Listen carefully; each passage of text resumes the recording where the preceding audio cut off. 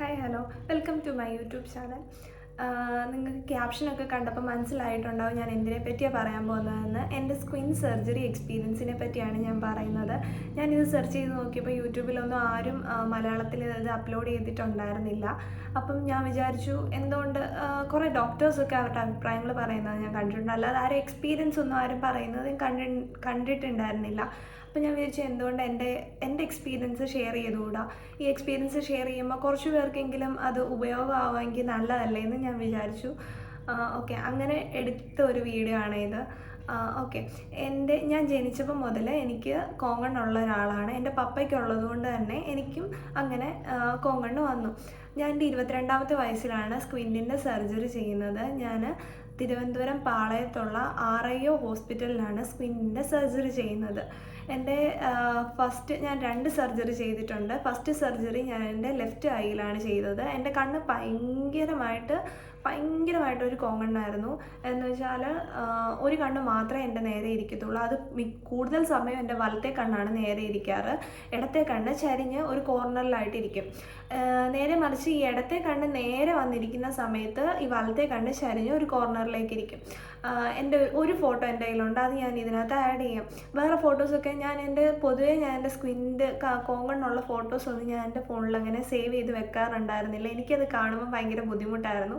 എൻ്റെ കുഞ്ഞുനാളിലൊക്കെ ഒരുപാട് കളിയാക്കലും ഇൻസെക്യൂരിറ്റീസൊക്കെ എനിക്ക് ഇതുകൊണ്ട് ഉണ്ടായിട്ടുണ്ട്. ഒരുപാട് കളിയാക്കൽ, എന്നെ കോങ്കണ്ണിന്ന് വരെ ഒരുപാട് പേര് വിളിച്ചിട്ടുണ്ട്. എനിക്കിപ്പോൾ അതൊക്കെ ആലോചിക്കുമ്പം ചിരി തോന്നുന്നു. കാരണം എനിക്കറിയില്ല, അന്ന് ഇതൊക്കെ ഭയങ്കര വിഷമമായിരുന്നു കേട്ടോ, ഭയങ്കര വിഷമമായിരുന്നു. എനിക്ക് മാത്രം എന്താ ഇങ്ങനെ, അങ്ങനെയൊക്കെ ഞാൻ ചിന്തിച്ചിട്ടുണ്ട്.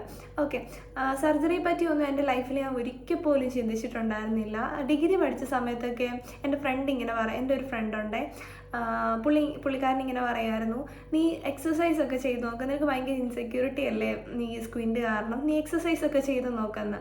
അപ്പോഴും ഞാൻ അതിനെപ്പറ്റി അത്ര യൂട്യൂബിലൊക്കെ ഞാൻ എടുത്ത് നോക്കിയിട്ടുണ്ട് ഈ എക്സസൈസ് ചെയ്യുന്നതിനെ പറ്റിയൊക്കെ, പക്ഷേ എന്നാലും അത്ര കാര്യമായിട്ടൊന്നും എടുത്തിട്ടുണ്ടായിരുന്നില്ല. അങ്ങനെ സർജറിക്ക് പോകാൻ കാരണം എന്താണെന്ന് വെച്ചാൽ എൻ്റെ സലൈവയിൽ സ്റ്റോൺ ഉണ്ടായിരുന്നു. അപ്പം സ്റ്റോണിൻ്റെ സർജറിക്ക് വേണ്ടി ഒരു ഡോക്ടറിനെ കാണാൻ പോയി. ഡോക്ടർ ഇടുക്കുള. അപ്പം ഡോക്ടർ ഇങ്ങനെ പറഞ്ഞു, അമ്മയുടെ അടുത്ത് പറഞ്ഞു, കുട്ടിക്ക് കോങ്കണ്ണല്ലേ, നിങ്ങൾ എപ്പോഴേലും ഇത് ഹോസ്പിറ്റലിലോ വല്ലതും കാണിച്ചിട്ടുണ്ടോ എന്ന് ചോദിച്ചു. അപ്പം അമ്മ പറഞ്ഞു, ഇല്ല, ഇതുവരെ അങ്ങനെ ഹോസ്പിറ്റലിലൊന്നും കാണിച്ചിട്ടൊന്നുമില്ല ഇതിന് വേണ്ടിയിട്ടെന്ന് പറഞ്ഞു. അപ്പം ഡോക്ടർ പറഞ്ഞു, ഡോക്ടറിൻ്റെ ബ്രദറിന് ഇങ്ങനെ സ്ക്വിൻറ്റിൻ്റെ സർജറി ചെയ്തിട്ടുണ്ടായിരുന്നു, ഇപ്പം നല്ല ബെറ്ററായി എന്ന് പറഞ്ഞു. അപ്പം അങ്ങനെ അമ്മ എൻ്റെ അടുത്ത് ഇത് പറയുന്നു. എന്നിട്ട് അപ്പം ഞാൻ വിചാരിച്ചു, എന്തുകൊണ്ട് ഞാൻ ഇന്നേ വരെ ഇതിന് വേണ്ടിയിട്ട് വിഷമിക്കുമല്ലാതെ ഇതിന് വേണ്ടിയിട്ട് ഞാൻ ഒന്നും ചെയ്തിട്ടില്ല. എക്സസൈസ് പോലും വീട്ടിൽ ഇരുന്ന് ചെയ്യാൻ പറ്റുന്നൊരു കാര്യമാണ് നമുക്ക് സ്ക്വിൻറ്റിൻ്റെ സർജറിക്ക് സ്ക്വിൻറ്റിൻ്റെ എക്സസൈസുകൾ, അതുപോലും ഞാൻ ചെയ്തിട്ടുണ്ടായിരുന്നില്ല. അപ്പം ഞാൻ വിചാരിച്ചു എന്തുകൊണ്ട് ഡോക്ടറിനെ കൊണ്ടുവന്നൊന്ന് കാണിച്ചു പോകും. ആ സമയത്ത് ഞാൻ ലാൽ ജോസ് എന്ന് പറയുന്നൊരു ഡോക്ടറുണ്ടേ, ആ ഡോക്ടറിനെ കൊണ്ടത് കാണിക്കുന്നുണ്ട്. ആ ഡോക്ടറാണെങ്കിൽ ഡോക്ടർ ഇവിടെ ഈ സർജറി ചെയ്യില്ല എന്ന് പറഞ്ഞു. അങ്ങനെ ഡോക്ടറിൻ്റെ ഒരു ഫ്രണ്ടുണ്ട്. ഫ്രണ്ടിൻ്റെ ഡീറ്റെയിൽസ് ഒക്കെ എഴുതി തന്നിട്ട്, ഇത് പാളയത്താണ്, തിരുവനന്തപുരം പാളയം എന്ന് പറയുന്ന സ്ഥലത്താണ് എന്ന് പറഞ്ഞിട്ട് എനിക്ക് സജസ്റ്റ് ചെയ്തു ഇങ്ങനെ. അപ്പം അങ്ങനെ എൻ്റെ ഫാമിലി എന്ന് പറഞ്ഞാൽ അവർക്ക് ഒട്ടും താല്പര്യമില്ല ഞാൻ സ്ക്വിൻറ്റിൻ്റെ സർജറി ചെയ്യുന്നതിനോട്. കാരണം അവർക്ക് പേടിയോ, എനിക്കറിയില്ല എന്താണ്, പേടിയാണെന്നാണ് തോന്നുന്നത്. അവർക്ക് പേടിയായിരുന്നു, കണ്ണിനി കാഴ്ച പോയാലോ എന്നൊക്കെ അവർക്ക് പേടിയായിരുന്നു. ഓക്കെ, അങ്ങനെ ഞാൻ അന്ന് എൻ്റെ കൂടെ ഉപ്പാപ്പനാണ് എൻ്റെ വന്നത്. അങ്ങനെ എനിക്ക് സത്യം പറഞ്ഞു കഴിഞ്ഞാൽ നമ്മളൊരു കാര്യത്തിലോട്ട് ഇറങ്ങുമ്പോൾ ഒരുപാട് നമുക്ക് സ്ട്രഗിൾ ചെയ്യേണ്ടി വരും. എനിക്ക് ഒരുപാട് സ്ട്രഗിളുണ്ട്. അത് ഞാൻ വഴി തെറ്റിപ്പോയി, എനിക്ക് ഹോസ്പിറ്റൽ ഏതാണെന്നറിയില്ല, ആരോട് എന്താ ചോദിക്കേണ്ടതെന്നറിയില്ല. അങ്ങനെ ഞാൻ ഒരുപാട് വഴി തെറ്റി അവസാനം ആ ദിവസം തന്നെ ഇത് ഞാൻ എന്താണേലും ഡോക്ടറിനെ കണ്ടേ വരുള്ളൂ എന്നുള്ള ഉറച്ച തീരുമാനത്തിൻ്റെ പുറത്ത് ഞാൻ അവിടെ ചെന്നു. അവസാനം ഞാൻ ഒരു 10-12 മണിയായപ്പോൾ, ഇവിടുന്ന് ഞാൻ 5 മണിക്കാണ് പോയത്. എൻ്റെ വീട് പത്തനംതിട്ടയാണ്. ഇവിടുന്ന് അത്ര 3 മണിക്കൂർ ദൂരമാണ്, 2.5 മണിക്കൂർ സംതിങ്, 3 മണിക്കൂർ അടുത്ത ദൂരമുണ്ട്.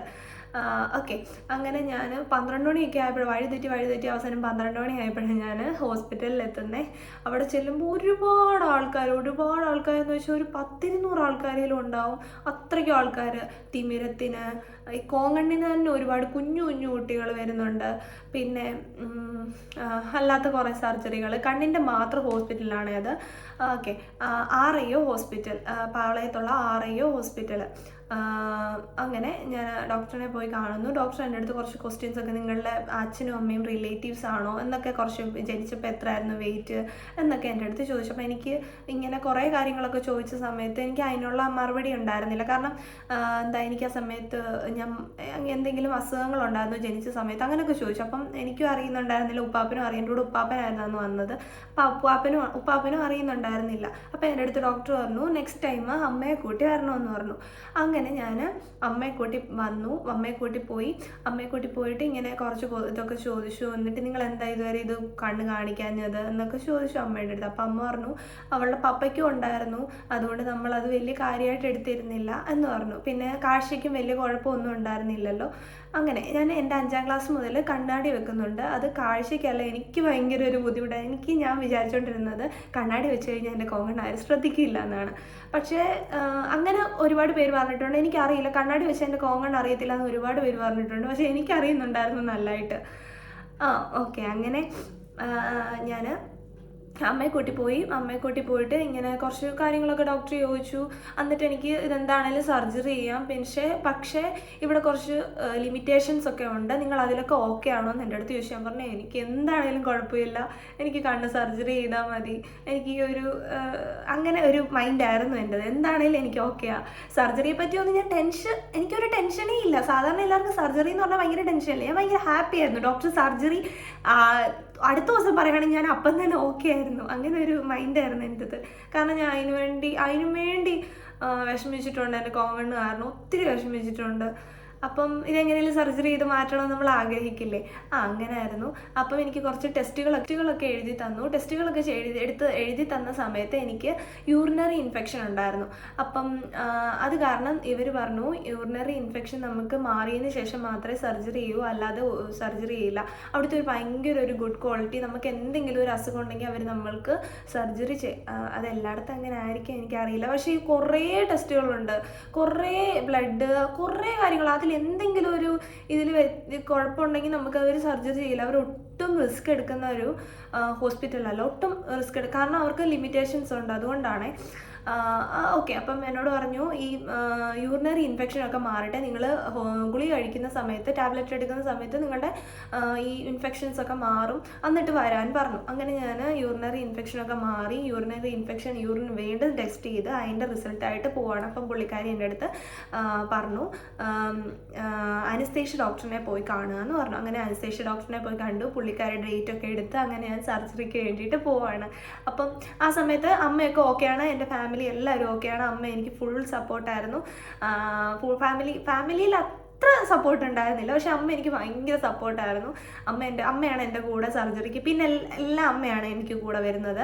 അമ്മ എൻ്റെ കൂടെ വരുന്നു. ഞാൻ സർജറി ഇപ്പോൾ ഒരു വ്യാഴാഴ്ചയാണെങ്കിൽ നമ്മൾ ബുധനാഴ്ച പോയി അവിടെ അഡ്മിറ്റാണ്. അങ്ങനെ നമ്മൾ ബുധനാഴ്ച പോയി അവിടെ അഡ്മിറ്റാവുന്നു. അഡ്മിറ്റായിട്ട് നമുക്ക് കുറച്ച് കാര്യങ്ങളൊക്കെ, അങ്ങനെ നമ്മൾ സർജറിക്ക് വേണ്ടിയിട്ട് പോകുന്നു. സർജറി ചെയ്യുന്നു. സർജറി ചെയ്തതിന് ശേഷം പിറ്റേ ദിവസം നമ്മൾ സർജറി ചെയ്യുന്നു. ഭയങ്കര ഹാപ്പി ആയിട്ടാണ് സർജറിക്ക് പോകുന്നത് കേട്ടോ. അങ്ങനെ സർജറിക്ക് പോയി, സർജറി ചെയ്ത് എൻ്റെ ഈ കോർണറിലിരുന്ന കണ്ണ് നിങ്ങൾ എത്ര ഭയങ്കര നമുക്ക് ലൈഫിൽ കുറേ മിറാക്കിൾ സംഭവിക്കുമെന്നൊക്കെ പറഞ്ഞാൽ എനിക്ക് അതുപോലായിരുന്നു ആ സർജറി. എൻ്റെ ഈ കോർണറിലിരുന്ന കണ്ണ് നേരെ ഇവിടെ വന്ന് 2 കണ്ണും സ്ട്രെയിറ്റ് ആയിട്ടായി. ഞാൻ എൻ്റെ സർജറി കഴിഞ്ഞ് ഫസ്റ്റ് വന്നത് സാധാരണ ഞാൻ സെൽഫി എടുക്കുന്ന സമയത്ത് ഞാൻ ഇത്രയായിട്ട് എടുക്കുമ്പം എൻ്റെ കണ്ണ് സ്ട്രെയിറ്റ് ആയിട്ട് ഇരിക്കുള്ളൂ. അപ്പോൾ ഞാൻ അമ്മയുടെ ഫോൺ കൊടുത്തിട്ട് അമ്മ എനിക്ക് ബാക്ക് ക്യാമറയിൽ ഫോട്ടോ എടുത്ത് തരുന്നത്. അപ്പം ബാക്ക് ക്യാമറയിൽ എടുത്താൽ എൻ്റെ കണ്ണ് ഫോക്കസ് 2 കണ്ണ് ഒരുമിച്ചിരിക്കത്തില്ല, കോങ്കണ്ണാണെങ്കിൽ. അപ്പോൾ അമ്മയുടെ അടുത്ത് ഫോൺ കൊടുത്തിട്ട് ഞാൻ അമ്മയെ കൊണ്ട് ഫോട്ടോ എടുപ്പിക്കുമ്പം ഞാൻ കാണുന്നത് എൻ്റെ ഒരു കോർണറിൽ അനങ്ങാതെ വല്ലപ്പോഴും മാത്രം അനങ്ങുന്ന ഒരു കണ്ണ്, അത് നേരെ വന്ന് സ്ട്രെയിറ്റ് ആയിട്ടിരുന്നു. എനിക്കത് കണ്ടപ്പോൾ എത്ര സന്തോഷം ഉണ്ടായിരുന്നു എനിക്ക് പറഞ്ഞറിയിക്കാൻ അറിയത്തില്ല. അതിനും മാത്രം സന്തോഷം. എത്ര പേർക്ക് ഇത് മനസ്സിലാവുമെന്ന് എനിക്കറിയത്തില്ല. നമ്മളെ എല്ലാവരും കളിയാക്കിയ ഒരു സാധനം, നമുക്കൊരിക്കലും ഇത് മാറ്റാൻ പറ്റില്ല എന്ന് നമ്മൾ ഉറപ്പിച്ച ഒരു സാധനം നമ്മളുടെ ലൈഫിൽ ഒരൊറ്റ സർജറി കൊണ്ട് മാറുമ്പോൾ ഉണ്ടാകുന്ന ഒരു ഹാപ്പിനെസ് വലുതാണെന്ന് എനിക്ക് അന്ന് മനസ്സിലായി. അപ്പം ഞാൻ ഭയങ്കര ഹാപ്പി ആയിരുന്നു. എൻ്റെ കണ്ണ് റെഡിയായി, സൂപ്പറായി. ഇനി എന്നെ ആരും ഇനി കോങ്കണ്ണിന്ന് വിളിച്ച് കളിയാക്കില്ല. എനിക്കിനി ഇതിൻ്റെ കളയാക്കൽ കേൾക്കേണ്ടി വരില്ല. എനിക്കിതിന് ഇൻസെക്യൂർ ആവേണ്ട ആവശ്യം ഉണ്ടാവില്ല എന്നൊക്കെ ഭയങ്കരമായിട്ട് എന്താ സന്തോഷിച്ചു അത് ഓർത്തിട്ട്. അങ്ങനെ സർജറി കഴിഞ്ഞു, ഞാൻ വീട്ടിൽ വന്നു. എനിക്ക് പെയിൻ ഉണ്ടായിരുന്നു എന്ന് ചോദിച്ചാൽ എനിക്ക് ഒരു ശകലം പോലും സർജറി ചെയ്ത സമയത്ത് എനിക്ക് പെയിനേ ഉണ്ടായിരുന്നില്ല. ഞാൻ അറിഞ്ഞിട്ടേ ഉണ്ടായിരുന്നില്ല. ഞാൻ മയങ്ങിപ്പോയി. നമുക്ക് അനസ്തേഷ്യ വരുമ്പോൾ നമ്മൾ മയങ്ങിപ്പോയില്ല. പക്ഷേ ആ ഫസ്റ്റ് സർജറിയുടെ സമയത്ത് ഞാൻ സർജറി കഴിഞ്ഞിട്ടാണ് കേട്ടോ മയങ്ങിപ്പോയത്. ഇതൊക്കെ ഞാൻ അറിയുന്നുണ്ടായിരുന്നു. പുള്ളിക്കാരി സംസാരിക്കുന്നതും എല്ലാം ഞാൻ അറിയുന്നുണ്ടായിരുന്നു. അടുത്തിരുന്ന ആൾ സംസാരിക്കുന്നതും ഡോക്ടേഴ്സൊക്കെ അങ്ങോട്ടും ഇങ്ങോട്ടും സംസാരിക്കുന്നതൊക്കെ ഞാൻ അറിയുന്നുണ്ടായിരുന്നു. എൻ്റെ കണ്ണ് തുറന്നു വെച്ചിട്ട് എല്ലാം അറിയുന്നുണ്ടായിരുന്നു.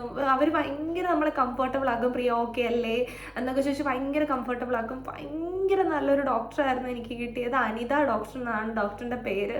ഞാൻ ഈ ലോകത്ത് ഡോക്ടറുടെ അടുത്ത് ഭയങ്കര താങ്ക്ഫുള്ളാണ്. എനിക്ക് എങ്ങനെ അത് പറയേണ്ടതെന്ന് അറിയത്തില്ല. ഓക്കെ, അങ്ങനെ സർജറി കഴിഞ്ഞു. എനിക്ക് ഒട്ടും വേദന ഉണ്ടായിരുന്നില്ല കേട്ടോ. സർജറി കഴിഞ്ഞിറങ്ങിയ സമയത്ത് ഒരു ടാബ്ലറ്റ് വാങ്ങണമായിരുന്നു. അത് പെയിൻ കില്ലർ പോലെ എന്തോ സാധനമാണ്. അത് അമ്മ വാങ്ങിച്ചിട്ടുണ്ടായിരുന്നില്ലെന്നാണോ, അത് നേരത്തെ അവർ തന്നിട്ടുണ്ടായിരുന്നില്ല, എന്തോ ഒരു ഇത് വന്നു. അപ്പം എനിക്ക് ചെറിയൊരു വേദന ഉണ്ടായിരുന്നു. ചെറിയൊരു വേദന, അതെനിക്ക് ചെറിയതല്ല, കുറച്ച് വേദന ഉണ്ടായിരുന്നു. അപ്പം അതെനിക്ക് ഇച്ചിരി സഹിക്കാൻ പറ്റുന്നുണ്ടായിരുന്നില്ല. ആ വേദന, ആ ഗുളിക കഴിച്ച സെക്കൻഡിൽ എനിക്ക് ആ വേദന മാറി എന്നുള്ളതാണ്. ശരിക്കും ആ സെക്കൻഡിൽ എനിക്ക് ആ വേദന മാറി. പിന്നെ എനിക്ക് അതിനെപ്പറ്റി ഒരു വേദന ഉണ്ടായിരുന്നില്ല. പക്ഷേ ഇച്ചിരി ഒന്ന് മൂവ് ആവുന്ന സമയത്ത് ചെറുതായിട്ടൊരു വേദനയുണ്ട്. എന്തായാലും സർജറി ചെയ്താലും നമുക്ക് വേദന ഉണ്ടാവുമല്ലോ. പിന്നെ കഴിക്കുന്ന സമയത്ത് ഒരൊറ്റ ദിവസത്തെ കാര്യമായി പറഞ്ഞ ചെറിയൊരു വേദന ഉണ്ടായിരുന്നു. അങ്ങനെ ഞാൻ വീട്ടിൽ വന്നു ഭയങ്കര ഹാപ്പി. നമ്മൾ കണ്ണാടി നോക്കുന്നു, ഫോട്ടോ എടുക്കുന്നു, ഭയങ്കര ഹാപ്പി. അങ്ങനെ കുറച്ച് നാൾ പോയിട്ട് ഞാൻ ഇതിൻ്റെ ഇടയ്ക്കെല്ലാം ചെക്കപ്പിന് പോകുന്നുണ്ട്. കുറച്ച് നാൾ പോയി കഴിഞ്ഞതിന് ശേഷം ഒരു 6 മാസമൊക്കെ ആയ സമയത്ത് എൻ്റെ കണ്ണ് ചെറുതായിട്ട് ഒരു സൈഡിലേക്ക് മാറിപ്പോകുന്നതായിട്ട് കോങ്കണ്ണായിട്ട് എനിക്ക് മനസ്സിലാവുന്നുണ്ടായിരുന്നു. ആ ഫോട്ടോ ഞാൻ ആഡ് ചെയ്യാം കേട്ടോ ഇതിൻ്റെ കൂടെ. അതിനുശേഷം ഞാൻ വീണ്ടും ഹോസ്പിറ്റലിൽ പോകും. ഓക്കെ, ഈ വീഡിയോ ഇപ്പം തന്നെ ഒരുപാട് ലെങ്തായി. ഇതിൻ്റെ ബാക്കി ഞാൻ സെക്കൻഡ് പാർട്ടായിട്ട് ഇടാവേ. Okay, thank you so much for watching my video. By.